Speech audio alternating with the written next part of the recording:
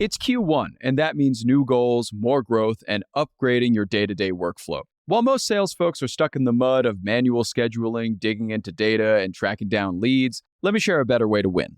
The new HubSpot Sales Hub is filled with easy-to-use and powerful tools that make closing deals and collaborating across departments a breeze. Sales Hub is an all-in-one platform for converting contacts into customers, accelerating sales with smarter sequences, managing deals with simple and powerful tools, and forecasting targets and smarter sales insights. Plus, you can supercharge your work with AI-powered apps like ChatSpot. ChatSpot combines the power of ChatGPT and your HubSpot Smart CRM to give you a Gen AI-powered personal assistant. It's tailor-made to help you grow your business and deliver more revenue. Ask it to track down contacts, research competitors, summarize last week's sales, or draft on-message emails in seconds. Sales Hub is focused on helping you work smarter, not harder, so you can get after all those other New Year's goals. Close more deals and get on track for your best Q1 yet. Explore the new HubSpot Sales Hub and AI tools like ChatSpot at hubspot.com/sales. Good morning, everyone. It's Thursday, January 18th. I'm John Weigell here with Rob Litterst, and this is the Hustle Daily Show. Would you pay $2 billion for a submersible yacht? Today, we're diving deep into the new luxury yacht submarine developed by Austrian company Weigell. But there are quite a few red flags here besides the boat's undeniable supervillain aura. We'll get into that and much more, but first, let's give you the hits and headlines today across business and tech. We're starting in bulk today with Costco. In order to limit non-members from sneaking into the store, Costco is experimenting with membership card scanners at store entrances. The company had 66 million paid members and 119 million cardholders in 2022. So you might need a membership now to get those $1.50 hot dogs everybody loves so much. Rob, are you a Costco goer? So I am not. I feel like having a Costco membership only makes sense when you have a lot of mouths to feed, and there's one in close proximity. I think the closest one for me is like 30 minutes away. So it'd be kind of like a pilgrimage every time we would need to go. But if you have like a big family and, you know, you're shopping for the whole family, I think it makes a ton of sense. And honestly, I think this move makes a ton of sense for Costco. I have heard that mooching off of other people's Costco accounts is pretty popular. Oh, yeah. So I think this makes a ton of sense for them to make sure that it's really just the members that are paying for their memberships that are getting all the benefits. Yeah, as somebody who has completely mooched off of my friend's Costco membership and used it to buy 40 packs of Kirkland beer, I think that they should institute more security there. Definitely. I agree with that. I shouldn't be allowed to do that. That's terrible. All right, next up, Japanese retailer Uniqlo is suing the popular online fashion site Shein, alleging that the fast fashion company is selling knockoffs of Uniqlo's best-selling nylon shoulder bag. Fast Retailing, the company that owns Uniqlo, filed a petition in the Tokyo District Court against Shein Japan and two subsidiaries. Rob, do you know a lot about Shein? You ever ordered anything from there, or do you know anything about their booming business? So I've never ordered anything from Shein. I've obviously heard of how popular Shein is, and I know, like, from what I've heard, there's like a TikTok social media pipeline to Shein. Like, I think a big reason that Shein really blew up is because a lot of people were wearing their clothes on different social platforms, and it became very easy for people to kind of promote Shein through those platforms and ultimately buy that merchandise. Yeah. I've also definitely heard that they knock off a lot of styles from other retailers, so I'm not super surprised to see this. What's really interesting, though, is like, I feel like before Shein, Uniqlo was considered like one of the bigger fast fashion retailers. Sure. But Shein is like super fast fashion retailer, right? It's like there are levels to this. And like there's Uniqlo and H&M and stuff, and then Shein is kind of like a cut above the rest as far as like how quickly they can churn out new styles and inventory.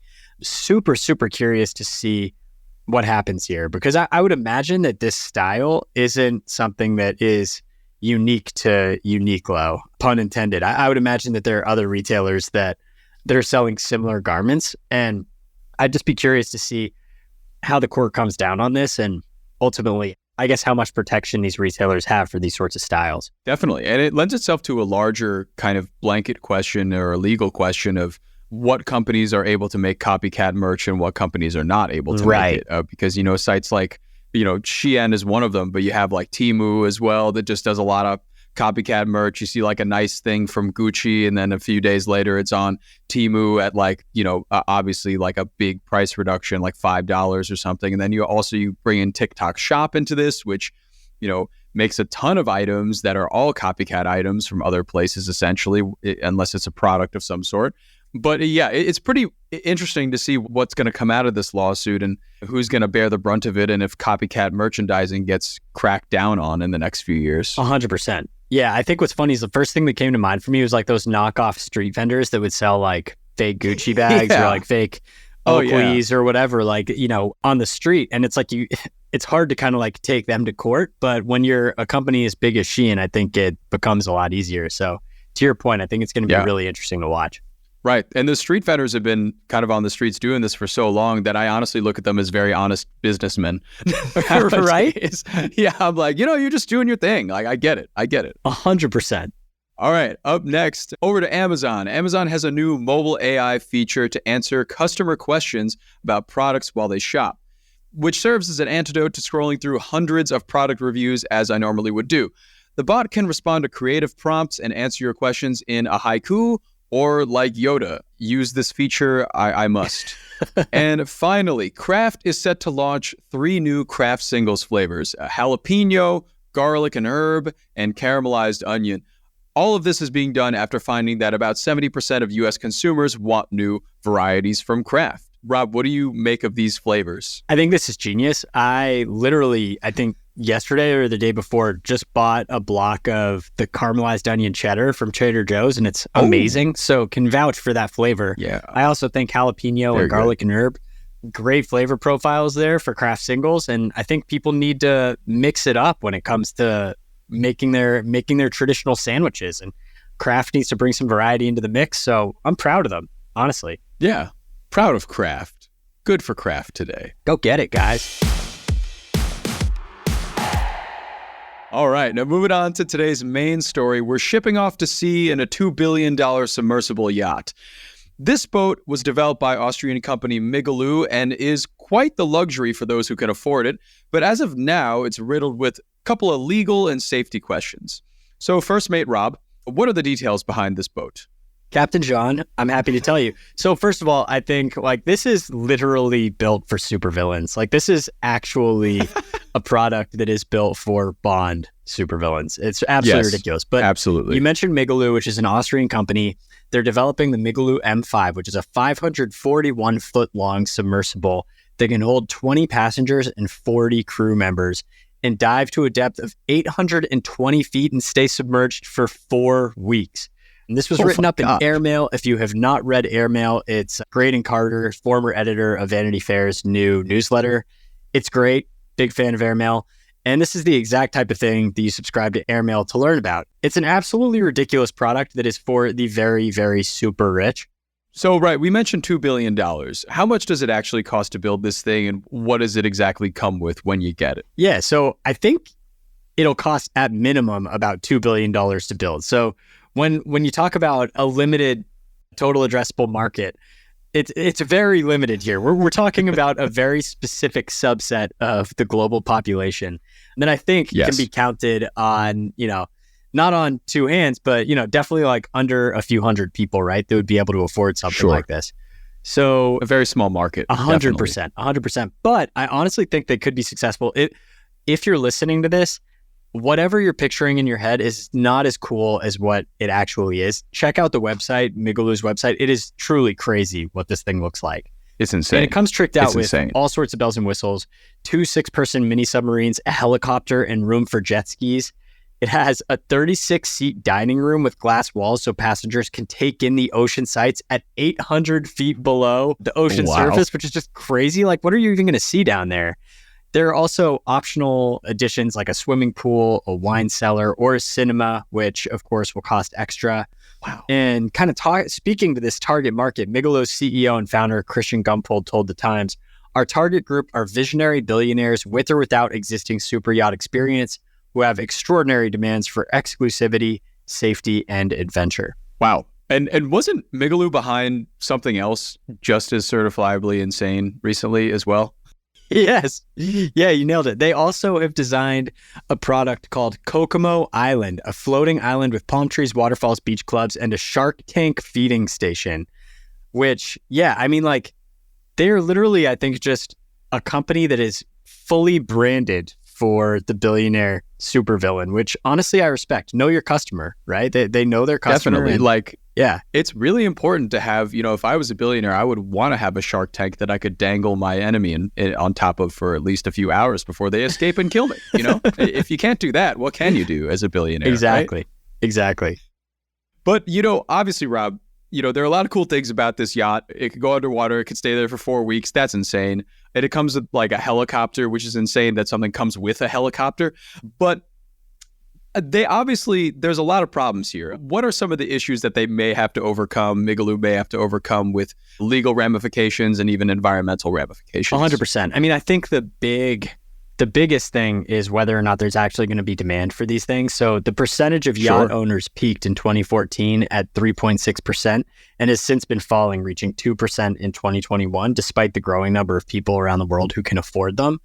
There might also be legal restrictions limiting large submarines from traveling through the water in certain countries, which could possibly disrupt the environment. And I mean, I think that makes a ton of sense. If you see the size of this thing, it'll probably make sense for you too. Yeah. They are huge. The last thing I think is safety concerns, particularly following the Titan submersible's implosion over the summer. And that was honestly the first thing that came to mind for me. It's like, is this the type of thing that could actually work? Like, it's something this big and like, I don't know. I'd be concerned that this entire vehicle will just kind of explode from too much water pressure or something like that. Yeah, it's an understandable concern. And, we've seen, as you said, the episode where the billionaires go underwater before. 100%. Didn't exactly turn out great. So, this is kind of another stab at that. It's a larger vehicle, so maybe there's a little more give to it, but I guess we'll see. Maybe you or I know we can't buy it, but maybe one of our many billionaire friends will invite us on a nice trip sometime. Yeah. Well, would you buy one if you could, John? If I could? No, absolutely not. I'm so afraid of the deep sea. Oh my God. I don't even want to scuba dive. It's terrifying to me. Like, imagine waking up in the morning and looking out your window and there just being like a giant squid suctioned to your, like, that's just like, can't handle that. Count me out. Yeah, no thanks. All right, and that'll do it for us today. Thanks, everybody, for tuning in to the Hustle Daily Show. We are a proud part of the HubSpot Podcast Network. Our editor today is Ezra Trupiano, and our executive producer is Darren Clarke. We've got a lot more tech and business coverage in our newsletter. If you're not subscribed, go get yourself signed up at thehustle.co/email, and we'll see you tomorrow.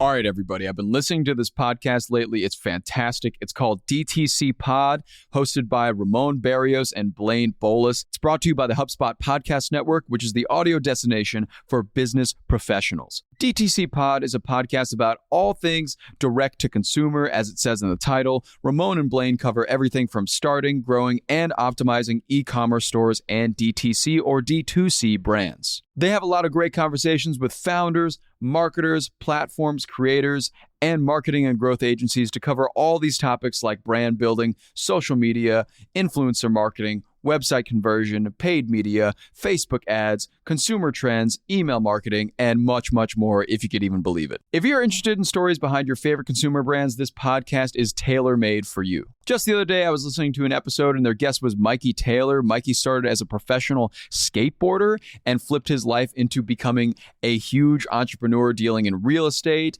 owning his own brewing company, and also owning a skateboard company called Sovereign Skateboards. This guy really flipped his life into something insane, and it's so cool to listen to how he did it every single step of the way. Definitely go check that episode out. It's really, really inspiring. And you can listen to DTC Pod wherever you get your podcasts.